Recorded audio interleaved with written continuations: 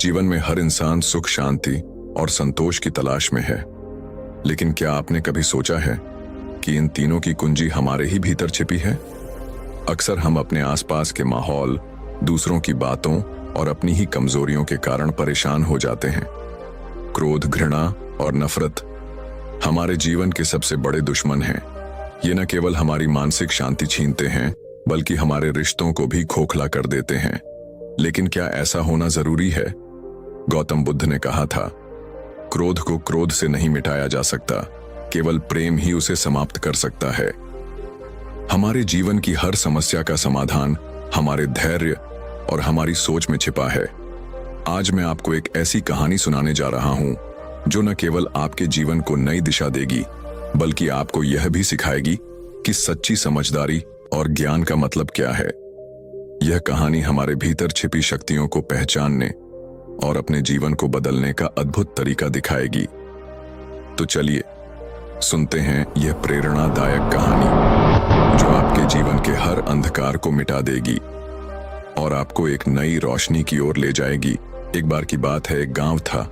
उस गांव के लोगों की आपस में बिल्कुल भी नहीं बनती थी। आपस में हमेशा लड़ाई झगड़ा हुआ करते थे।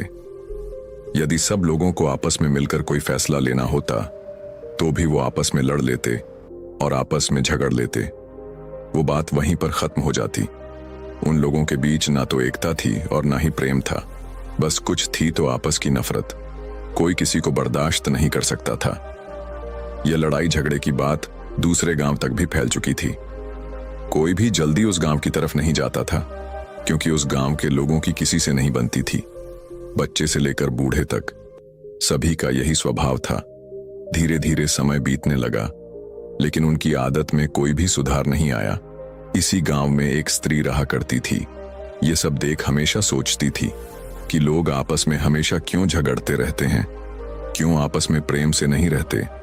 यदि वह जिसको समझाने की कोशिश करती तो लोग उसे ही उल्टा सीधा बोलने लगते, जिससे बात और ज्यादा बिगड़ जाती थी।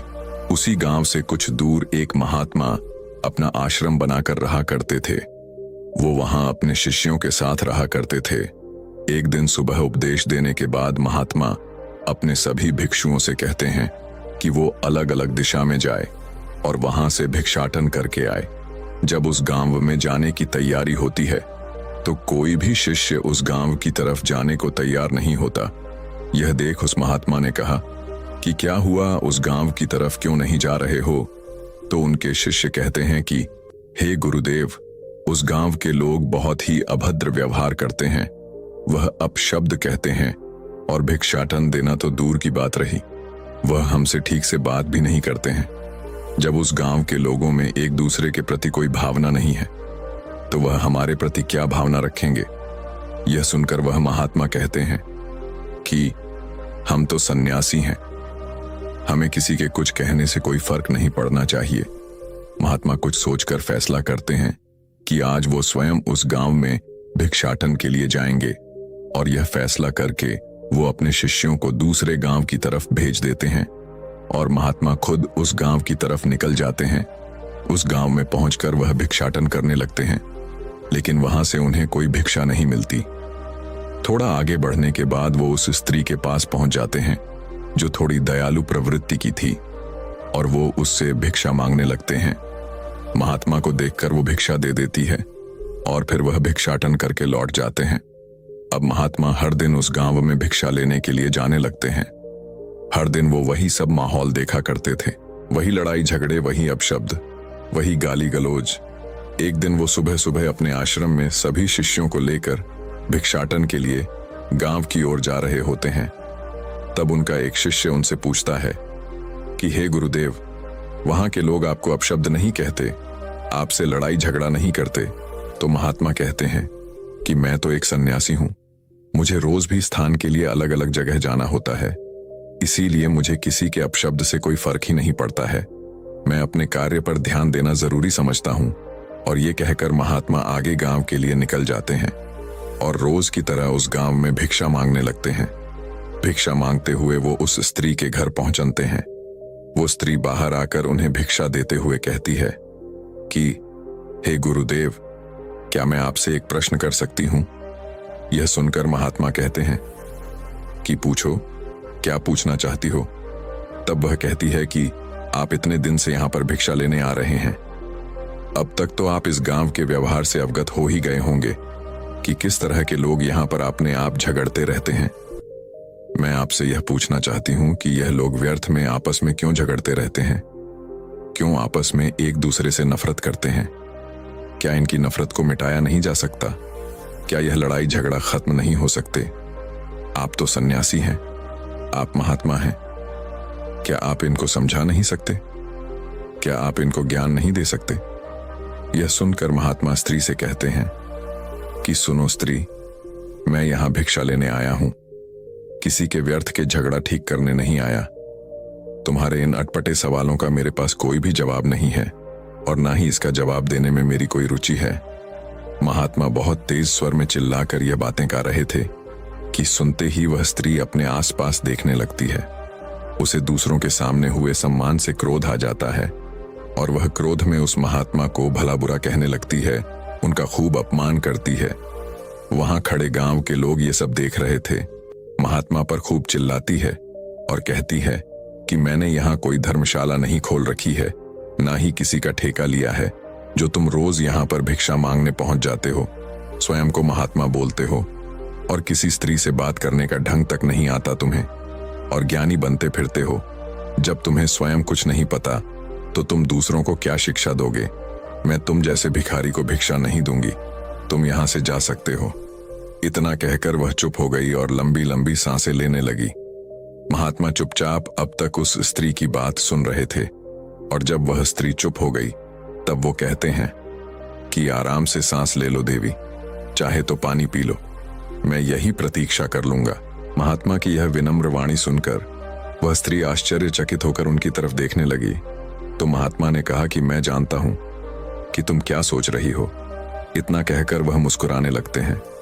उन्हें यूं मुस्कुराता हुआ देख स्त्री कहते हैं कि मैंने जरा सी ऊंची आवाज में तुम्हें 2 शब्द क्या कह दिए? तुम क्रोध से भर उठी। यही क्रोध हर झगड़ा का मुख्य कारण होता है, जो व्यक्ति के भीतर एक दूसरे के प्रति नफरत पैदा कर देता है। इंसान में धैर्य की इतनी कमी हो गई है कि वो किसी बात को ध्यान से सुन ही नहीं पाता, उसका सही मतलब समझ ही नहीं पता। वो सिर्फ यह सुनता है कि सामने वाले ने यह बात कितनी ऊंची आवाज में बोली है। उस बात का मतलब समझे बगैर वो उससे झगड़ने लगता है, उससे लड़ाई करने लगता है। यह कहते हुए महात्मा ने उस स्त्री से कहा कि तुम तो समझदार स्त्री प्रतीत होती हो,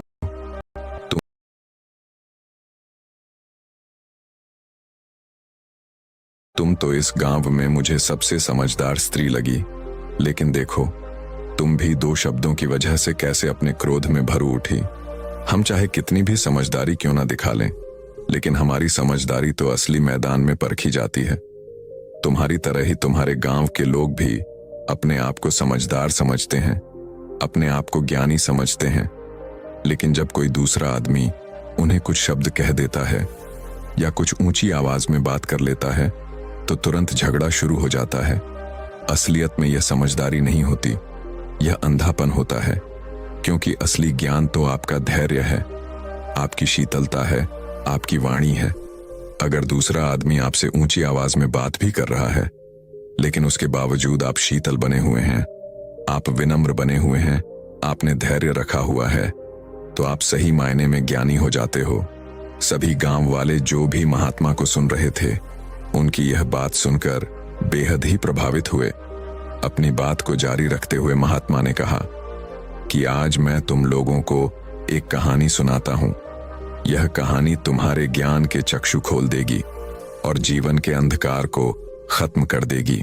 बहुत समय पहले की बात है, एक प्रतापी संत हुआ करते थे जिनका नाम संत व्यास जी था। वो रोज अपने आश्रम में उन सभी शिष्यों को ज्ञान के बारे में और नई नई चीजों के बारे में बताया करते थे। धीरे धीरे समय के साथ जब शिष्यों की शिक्षा पूरी हो जाती है, तब वो संत गुरु कहते कि अब आप सभी की शिक्षा पूर्ण हो चुकी है, आप किसी भी जगह जाकर अपनी आगे की ध्यान साधना कर सकते हैं। और एक बात ध्यान रखना, अपने ज्ञान का प्रचार जन साधारण तक जरूर पहुंचाना। सभी शिष्य एक एक करके गुरु से आज्ञा लेकर अपने मार्ग पर निकल जाते हैं। कुछ साल बाद गुरु सोचते हैं कि काफी समय हो गया है, क्यों ना उन सभी से एक बार फिर से मिला जाए। एक बार जांच की जाएगी मेरी शिक्षा को प्रयोग किस तरह से कर रहे हैं। यह सोचकर वो संत गुरु अपने शिष्यों को ढूंढने के लिए निकल जाते हैं।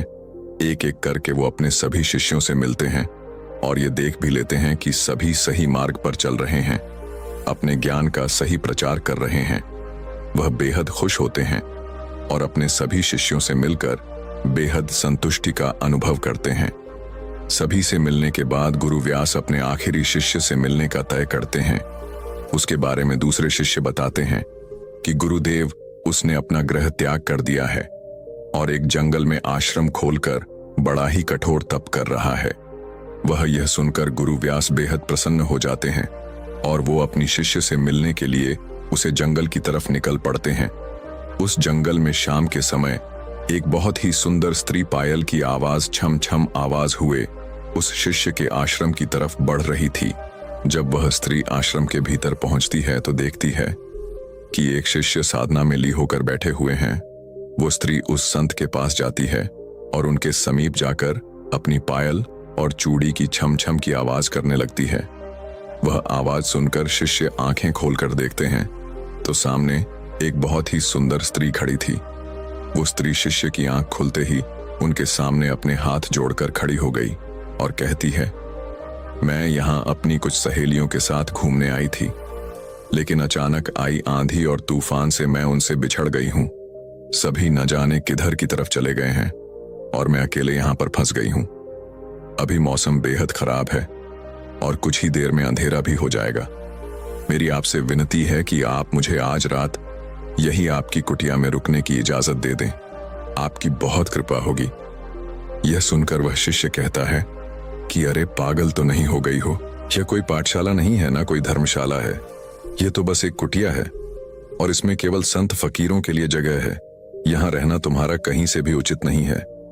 यह सुनकर वो स्त्री कहती है कि महाराज अब रात होने को है, इस अंधेरे में जंगल में भला अकेले में कहां जाऊंगी। बस एक रात की बात है, आप मुझे यहां रुकने दीजिए, इजाजत दे दीजिए। मैं सुबह होते ही यहां से लौट जाऊंगी। मेरे यहां रुकने से आपको कोई भी समस्या नहीं होगी। यह सुनकर उस शिष्य कुछ सोचकर कहता है कि ठीक है, तुम अंदर से मेरी माला लाकर मुझे दे दो और अंदर कुटिया में जाकर तुम आराम कर लो। आज मैं यहां बाहर ही रुक जाता हूं, लेकिन ध्यान रहे सुबह होते ही तुम यहां से चली जाना। वो शिष्य फिर उसे स्त्री से कहता है कि देखो तुम बाहर मत आना, वरना मेरा साधना भंग हो जाएगा। वो स्त्री हामी भरकर कुटिया के अंदर जाकर कुंडी लगा लेती है। देर रात तक वह शिष्य साधना करते रहते हैं। उसके बाद उन्हें अचानक से उस स्त्री का ख्याल आने लगता है। उनके कदम उस कुटिया की तरफ बढ़ने लगते हैं। वो आधी रात में जाकर उस कुटिया का दरवाजा खटखटाने लगते हैं, लेकिन वो स्त्री दरवाजा नहीं खोलती। ये देखकर वो शिष्य क्रोधित हो जाते हैं कि दरवाजा क्यों नहीं खोल रही है, और वो क्रोध में आकर उस दरवाजे को तोड़ देते हैं। वो कुटिया के भीतर प्रवेश करते हैं, परंतु भीतर अंधेरा ही अंधेरा फैला हुआ था। उन्हें कुछ भी दिखाई नहीं दे रहा था। इसीलिए वो शिष्य एक दिया लेने चले जाते हैं। दिए के जलते ही वो कुटिया में चारों तरफ अपनी नजर घूमते हैं उस स्त्री को देखने के लिए। तभी शिष्य यह देखकर हैरान हो जाते हैं कि एक बहुत ही बड़ी दाढ़ी, मूंछ और बड़ी जाटा वाला महाराज आंखें मूंद कर जाप कर रहा है। शिष्य ये देखकर सन्न रह जाते हैं, क्योंकि सुंदर स्त्री की जगह पर एक महाराज बैठे हुए हैं। वो महाराज कोई और नहीं बल्कि व्यास गुरु थे। वो एक स्त्री का रूप धारण करके अपने आखिरी शिष्य यानी उस शिष्य की परीक्षा लेने आए थे। ये सब जानकर उस शिष्य को अपनी गलती का एहसास होता है। उसकी आंखें शर्म से झुक जाती हैं। तब व्यास गुरु उनसे जाकर कहते हैं कि तुम चाहो तो अपने शिक्षा और ज्ञान का उचित उपयोग कर सकते हो, लेकिन तुमने स्वयं के लिए गलत मार्ग चुना और खुद को उस पर बढ़ने दिया, जिसका परिणाम यह हुआ कि तुम नजरें झुका के खड़े हुए हो। तुमने इतने साल साधना की और आज एक पल में तुमने अपनी सारी साधना व्यर्थ में गंवा दी, पानी में बहा दी। क्या फायदा हुआ इतने साल साधना करने का, ध्यान करने का, जब एक स्त्री ने तुम्हारे ध्यान को भंग कर दिया। शायद तुमने अपनी गर्ग दृष्टि छोड़कर अच्छा नहीं किया। तुम अपने घर गृहस्थी छोड़कर जंगल में तो आ गए, ध्यान भी करने लग गए, लेकिन तुम्हारा मन, तुम्हारा चित्त वहीं पर अटका हुआ है। इसीलिए जरूरी यह है कि तुम वापस जाकर अपने घर गृहस्थी संभालो, और जब तुम्हारा मन परिपूर्ण हो जाए, संसार से भर जाए, तब तुम किसी जंगल में जाकर ध्यान साधना करना। उससे पहले तुम खुद पर अत्याचार कर रहे हो। याद रखना, भावनाएं दब सकती हैं, मीट नहीं सकती। मीट तभी सकती है जब अपने भावनाओं को पूरी तरह से भोग